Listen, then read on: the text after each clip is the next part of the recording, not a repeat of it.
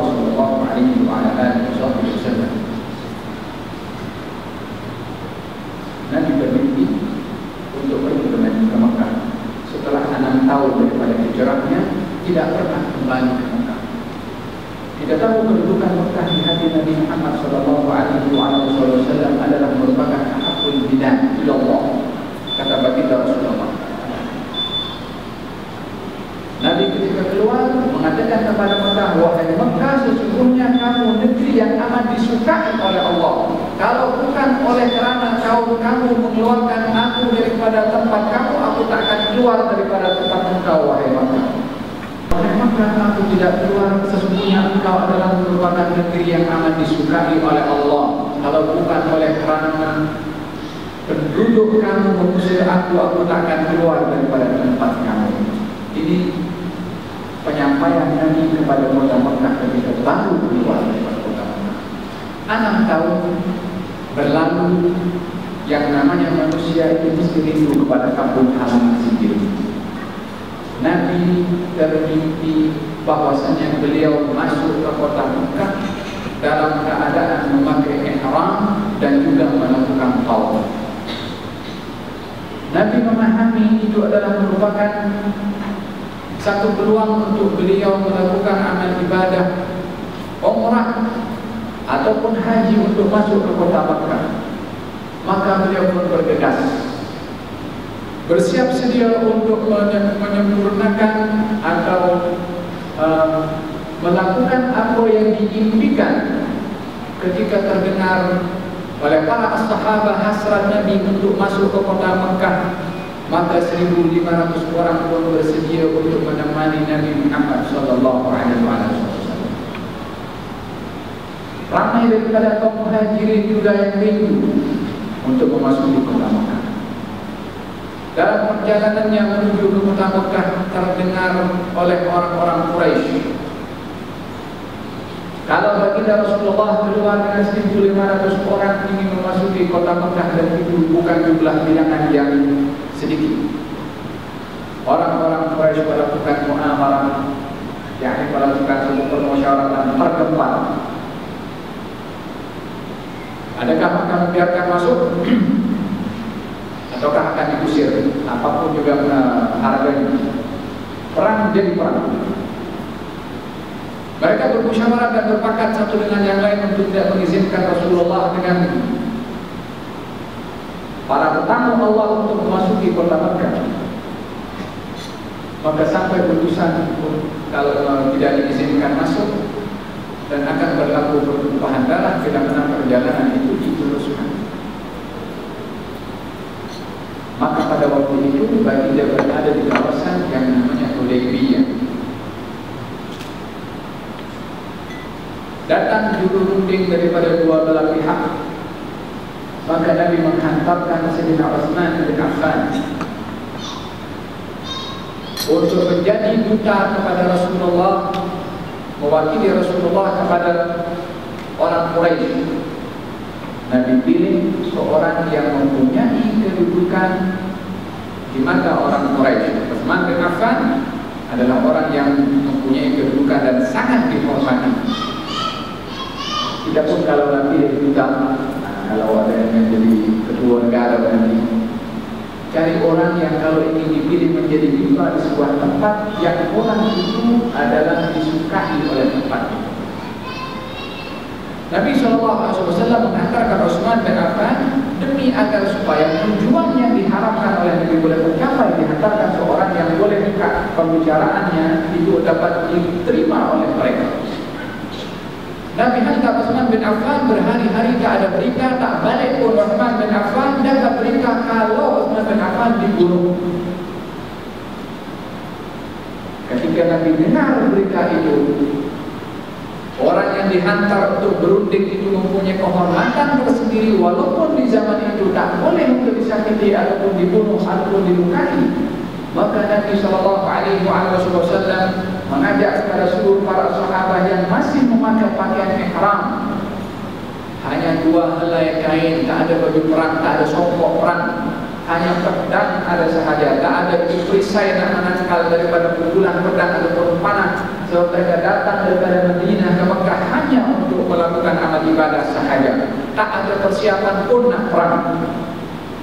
Nabi mengambil baiat kepada mereka untuk tidak seorang pun lari apapun yang mesti kita bayar, karena mereka telah melanggar seluruh perjanjian atau melanggar pelanggaran perdamaian. Dihantar seorang untuk menjuru runding, dibunuh.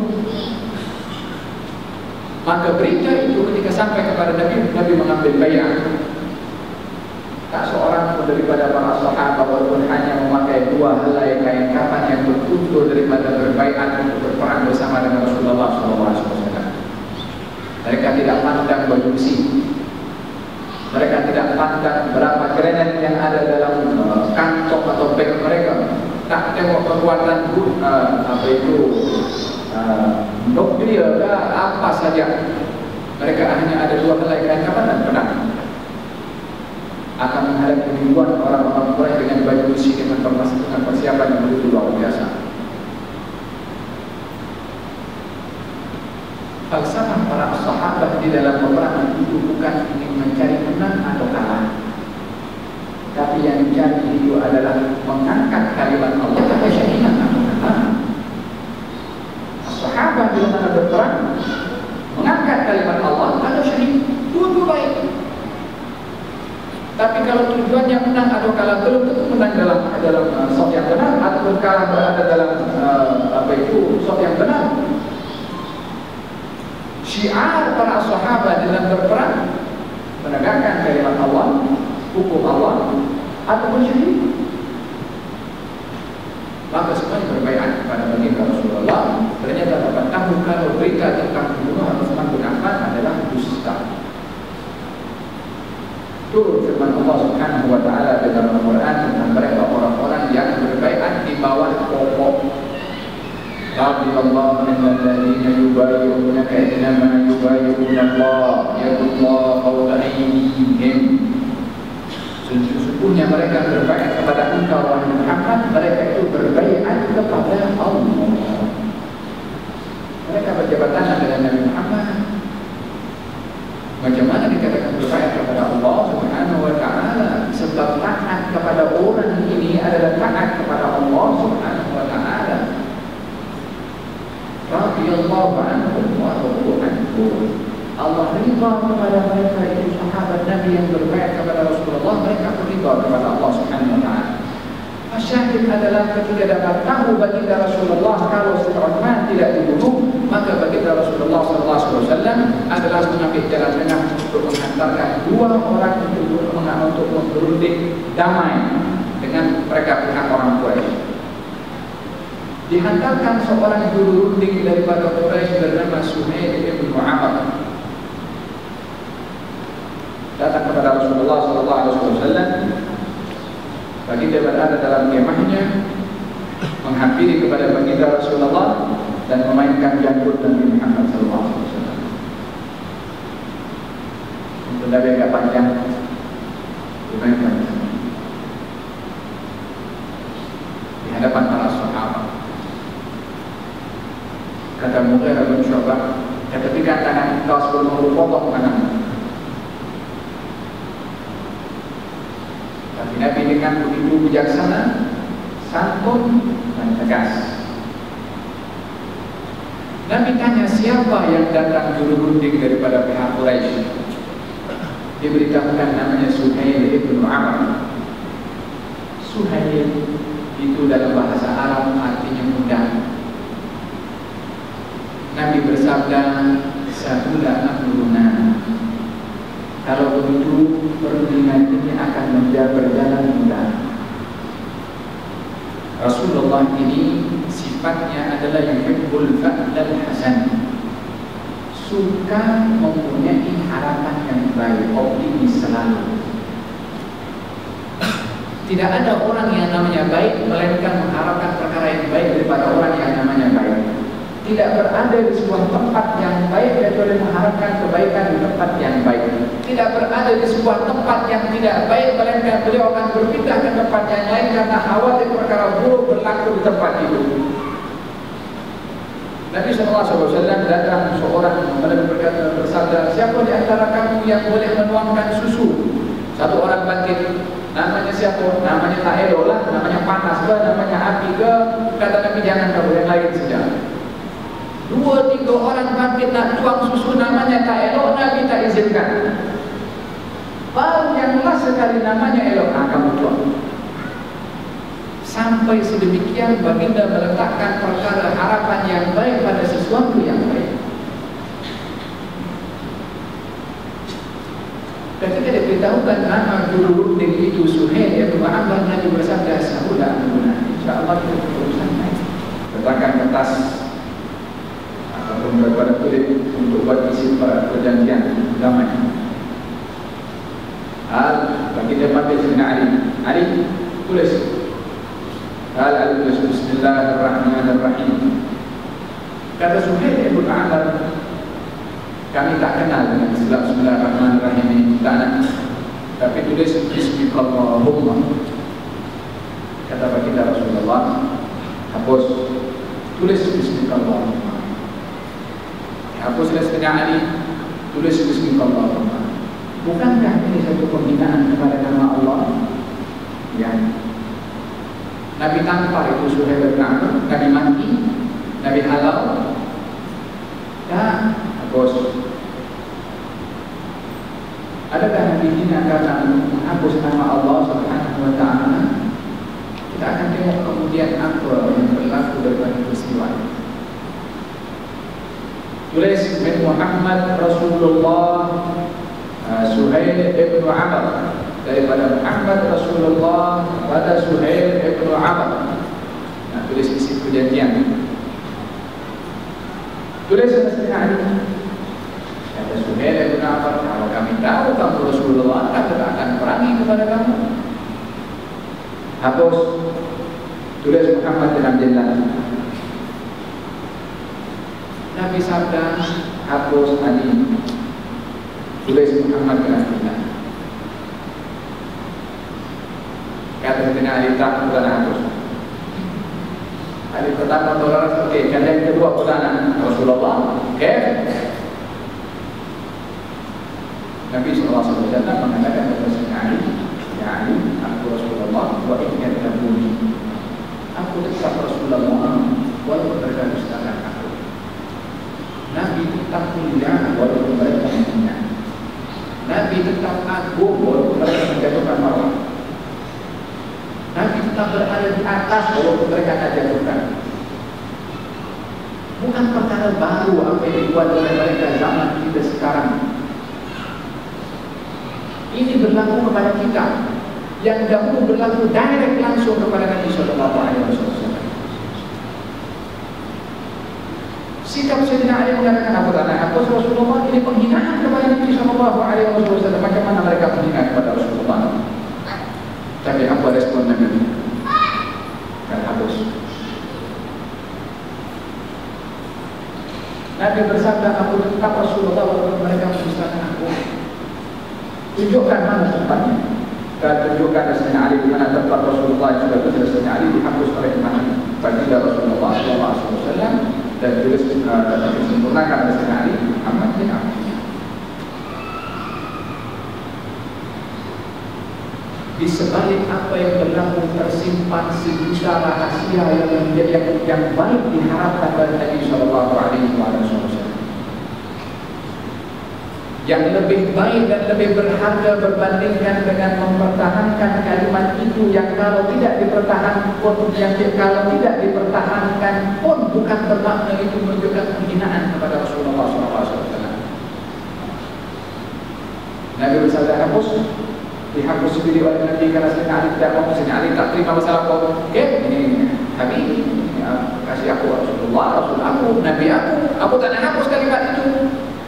Habis buka Allahumma, okey, orang sekali dah kerap dia. Kalian terus berapa lagi kerana?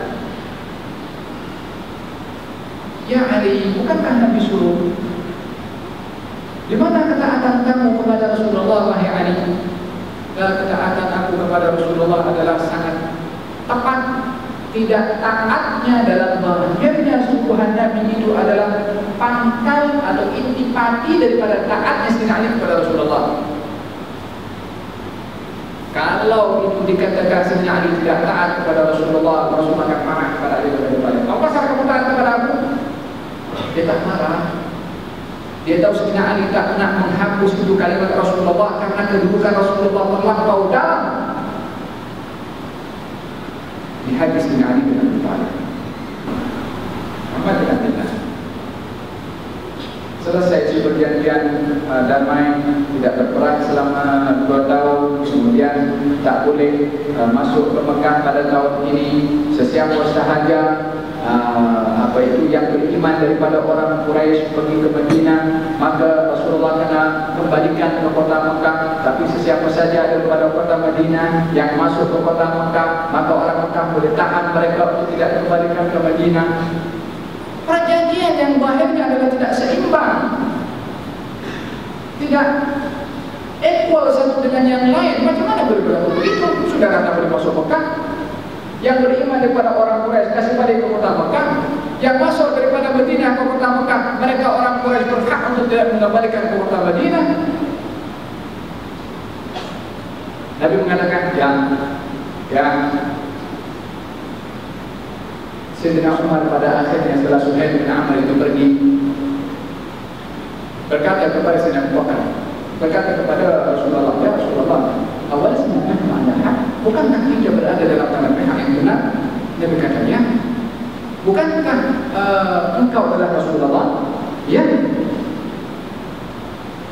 Dan bukankah engkau berjanji untuk masuk kota Mekah, tawaf dan juga akan memotong rambut? Nabi kata, ya. Lalu kenapa kita tak masuk? Kata Sayyidina Umar.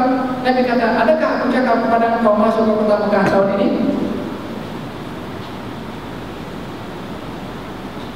Saya mau mengatakan tidak. Kalau begitu kita pasti akan masuk dan bertawaf di kota Mekah dan akan memotong rambut. Sayyidina Umar tengok zahir, macam ada yang tak benar dalam perjanjian. Dia datang kepada Sayyidina Abu Bakar, tanya soalan yang sama, yang amat memeranjatkan jawaban Sayyidina Abu Bakar persis dengan jawaban Nabi SAW. Maka Sayyidina Umar pada waktu itu takut perkara buruk berlaku kepada dia. Macam mana aku tanya kepada Rasulullah, bukankah engkau Rasulullah? Macam aku berlaku dia adalah Rasulullah? Aku takut ayat turun kepada aku, menghina kepada aku, atau mengecam kepada perbuatan aku. Maka dia takut tak jumpa dengan Nabi SAW. Maka turun firman Allah Subhanahu Wa Taala, "Tadkhuluna al-masjidal haram." Kamu pasti akan masuk ke Masjidil Haram, muhallilina ru'usakum, potong rambutnya, yani aku habis mufassirin ataupun dipendekkan, pasti akan masuk. Tapi tergesa-gesa sedikit nak masuk cepat. Berlalu tahun demi tahun, 2 tahun, yang dalam isi perjanjian damai untuk tidak berperang orang Quraisy dengan kaum muslimin. Masa damai itu dipergunakan oleh Nabi untuk berdakwah selama 2 tahun, masuk Islam pada masa 2 tahun itu jumlah seramai lebih banyak daripada 11-13 tahun di Mekah dan 6 tahun di Madinah dalam 2 tahun. Berapa jumlah bilangan kaum muslimin di Mekah? 6 tahun di Madinah pada waktu itu.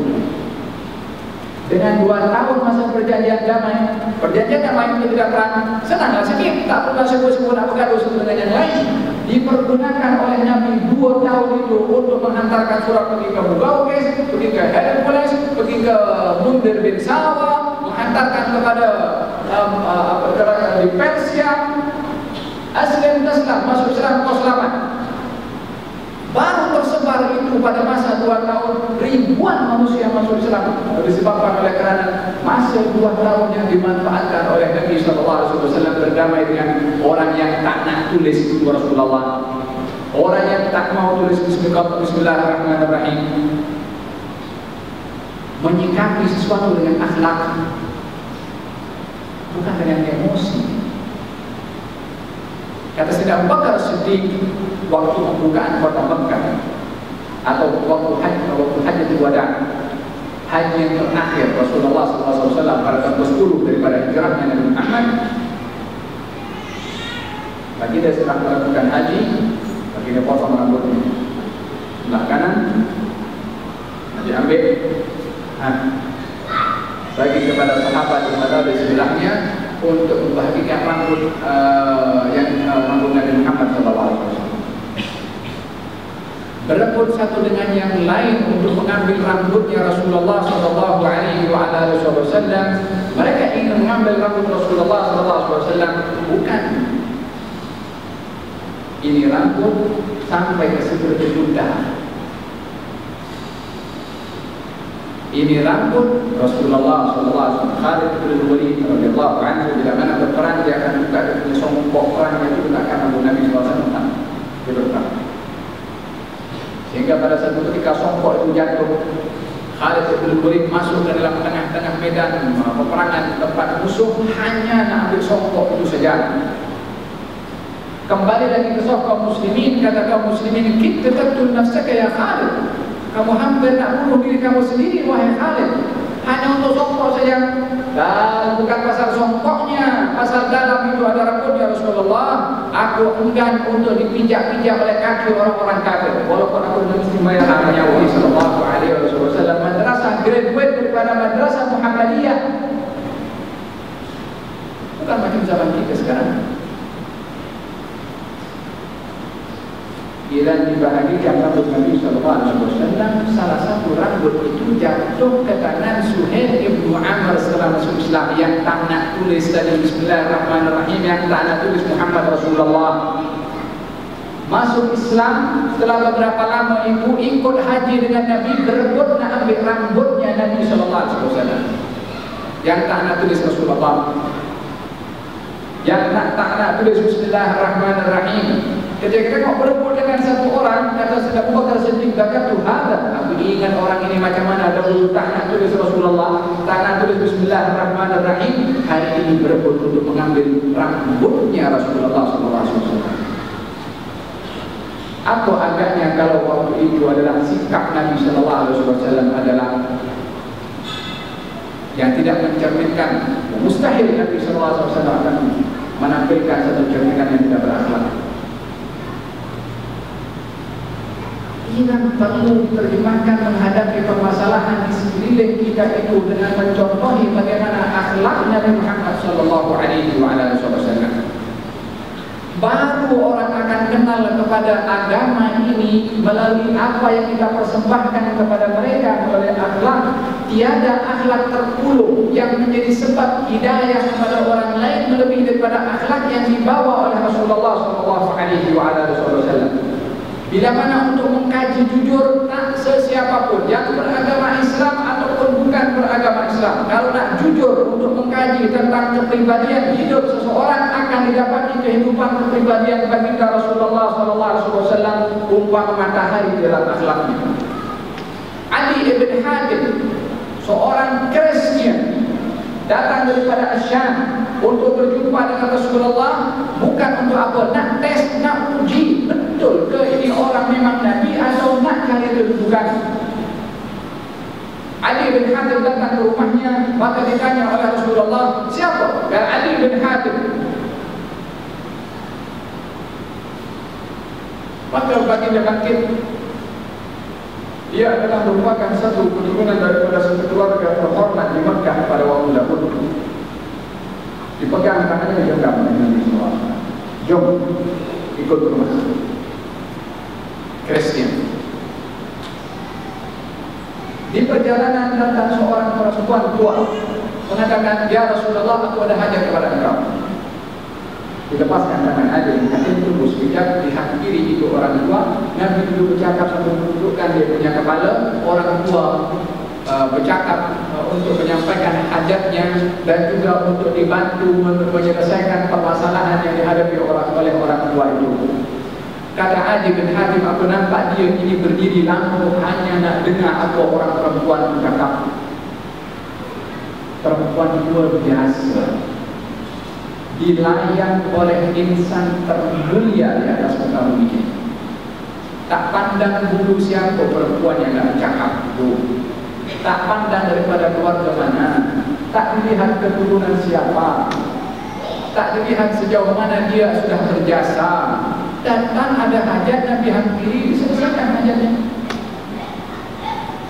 Kata Ali bin Hatim katakan, tak mungkin orang yang cari kedudukan mana boleh katakan orang biasa, orang perempuan tua, cakap lama lagi dia boleh duduk dengar dengan Nabi SAW. Dibawa ke rumahnya, baginda Rasulullah SAW mempunyai macam tempat duduk, nak dikata permadani ke karpet ke, walhasil ada semacam wisada, macam bantal, bukan bantal untuk bersandar, bantal untuk duduk. Diambil itu bantal, diserahkan kepada Ali bin Hatim, duduklah kamu di atas bantal ini. Kata Ali bin Hatim, kamu tuan rumah, kamu berhak. Kata baginda Rasulullah, kamu bertamu. Ali bin Hatim duduk di atas bantalnya Rasulullah, baginda duduk di atas tanah di rumahnya. Kata Ali bin Hatim, di kali yang kedua adalah menunjukkan orang yang bukan mencari kedudukan. Bagaimana insan yang berakhlak mulia, dia mengucapkan asyhadu an la ilaha illallah wa anna rasulullah. Tak cakap pun bahasa Islam, tak dijelaskan Allah itu satu dan sebagainya, tapi dengan akhlak itu maka mencerminkan tentang imej dan status seseorang itu lain adanya. Ini akhlaknya Rasulullah SAW adalah dapat memukau orang untuk tertarik dan jatuh hati, walaupun awalnya adalah orang itu adalah sangat membenci kepada Nabi SAW. Makanya di dalam hadis Nabi SAW beliau bersabda, ittaqillaha haitsuma kunta, bertakwalah kamu kepada Allah di mana saja kamu berada. Wa adbi'is sayyi'atal hasanata tamhuha, ikutkan perbuatan tak baik itu dengan perbuatan yang baik, moga-moga perbuatan yang baik itu menghapus yang tak baik. Wa khaliqin nasa bi khuluqin hasan. Wa khaliqin nas, berakhlaklah kamu dengan an-nas. An-nas ini manusia secara amnya, tak kira apa dia punya keturunan, tak kira bangsanya, tak kira agamanya, tak kira warna kulitnya. Wa khaliqin nasa bi khuluqin hasan. Berakhlaklah kamu kepada